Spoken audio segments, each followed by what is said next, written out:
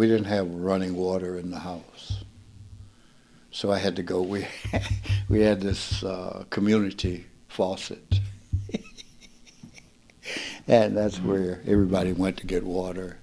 Yeah, and I was standing there getting some water in the bucket.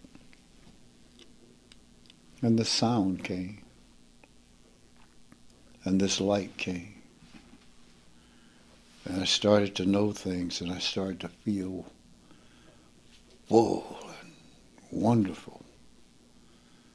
And then I thought, I love movies. I used to go to the movies every Wednesday and every Saturday. Double features on Wednesday and triple features with, on Saturday. I love that. When I realized that didn't matter. I want that. Away the light went. How can such a trivial, I like movies. That keeps back all of this infinity and all of this other thing. Just going, I like movies. Bam, and the whole universe is scattered away like birds. Yeah. It's not scattered away. You just close the door. But you're talking about the mind of a 9-year-old. Yeah, but that could be anything. Yes. When I was 12, 13, the same thing began to happen, and I realized I just started having sex. I want sex. I don't want all that. I want to do this. So it's the same thing. I want whatever.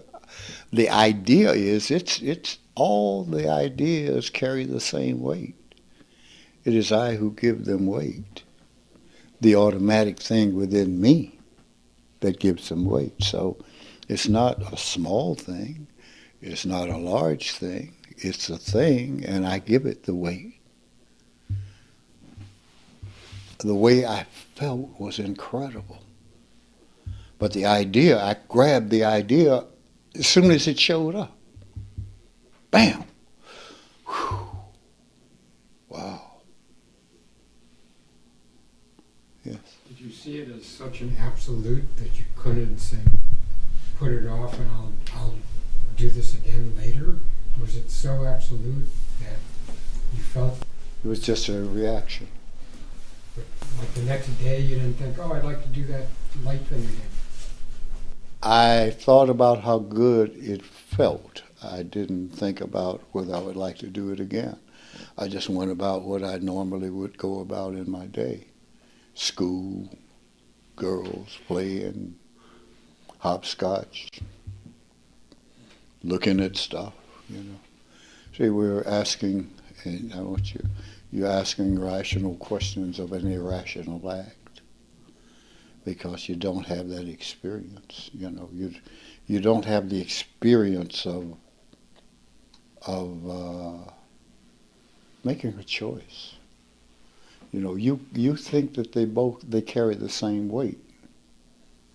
So because you don't have the experience. And over time, learning they didn't carry the same weight, but at the same time not realizing what had happened. And at another time giving up and knowing, this is what that was. At another time, after much experience of the illusion. So in that, what we're saying is that the automatic response mechanism happens when we have the lack of experience, when we don't have the desire to. Well, let's look at it this way. To answer any question, one must have the desire to have the question answered. And I wasn't having the desire to have the question answered in the way that the only way that the question could be answered. I wanted other answers. I wanted answers from the illusions. You see what I'm saying? Not having that experience and letting the automatic response mechanism take over. And this is where we are. We've allowed the automatic response mechanism to be by the way we have held our ideas from childhood, from our experiences. So we've created it, we have allowed it to be, and now we don't know how to get rid of it. Now we think, okay, somebody beat me up, they beat me up, and I'm angry. Now that mechanism is in place. We think that's okay to be angry about that. Well, it's okay. If you want to go around uptight and you want to maintain ignorance about the truth of the world, it's okay. My point is that you can't make that choice unless you've experienced both ends of it. If you don't make that choice, you are not expressing freedom. What you're doing is just being on one side. It's like the kid said to me, I can choose not to read if I don't want to. So, well, it's only a choice when you can read. No, it's only a choice then. Otherwise, it's not a choice. You're a slave to an idea, one-sided. And that is my point. If you can come to this and still say, I want to hold on to that, you're nuts. You are really nuts. But you got to go. You got to go have that feeling. You go, wow. Yeah. As a kid, as a, 7 and a 9-year-old, you don't know. You don't know. You're a kid. Okay? Sitting in that classroom looking at the window, out the window. I mean, this,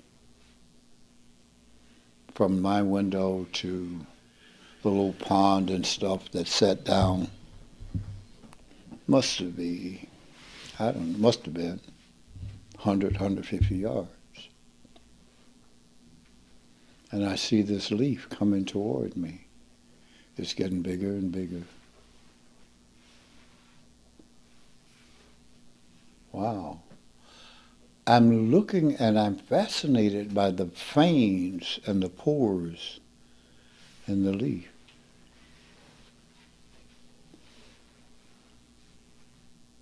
This is the light had come and the sound had come.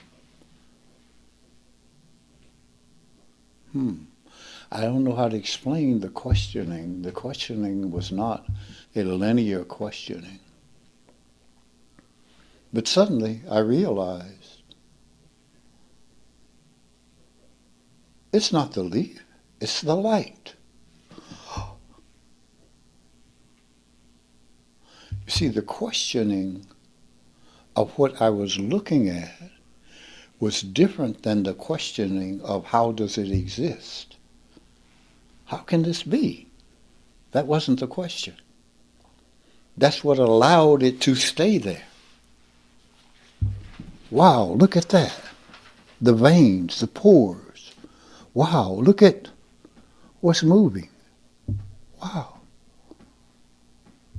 The question about what I was seeing, not the reality of what I was seeing.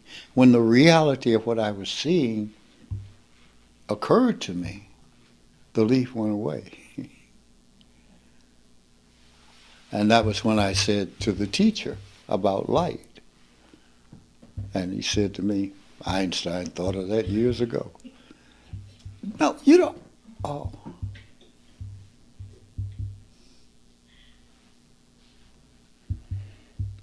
Another circuit was born. Shut the hell up. Whereas before there was the openness that educated people. Wow. They must be the most fair, the most, wow. And now I'm learning another thing. They're just people on their trip.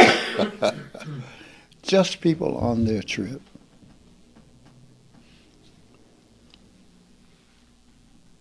Right or wrong? Don't know. They're just on their trip, and they are part of what upsets the balance so that the balance can be restored. The balance must always be upset because the balance is the lid that keeps us where we are. And then we rebalance and rebalance. We recalibrate and recalibrate and recalibrate. We adjust. But we must adjust through truth, not through emotionalism, not through ignorance, through ignorance. Let me see, let me accept, let me understand.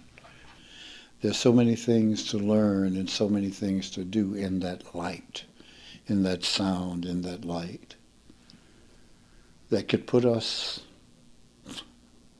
light years ahead of where we are.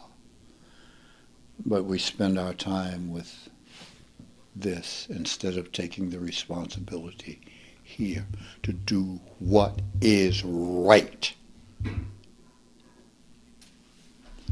We don't do what is right because we don't know what is right. Because we haven't looked to the source, the creation of this. We don't know that we are the point in time and space through which that which is unnameable, and I don't mean that in a mystical way, I mean that it is unnameable, unnameable because there is so much. There's so much beauty, and that beauty this way comes this way. In creation, the thing that solves, that saves all creation is love. Love. You cannot experience the greatness and the beauty of love when it's us and them. You cannot experience what that absoluteness means when I'm looking through a shallow thought. Love saves humanity. We say, I love. We have to think about the purity of love, not the love that is fed by insecurity, doubt, fear.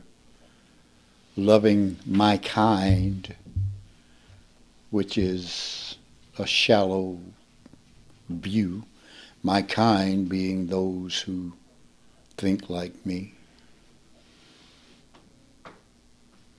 My kind is all of us. All of us. And all things. All things. Because all things that are in the illusion are worthy of being there. I hope I've shed some light for you. Help you come to understand what your process is about. Not feeling real good at the moment, so I think I'm going to call it now. Thank you. Appreciate your time.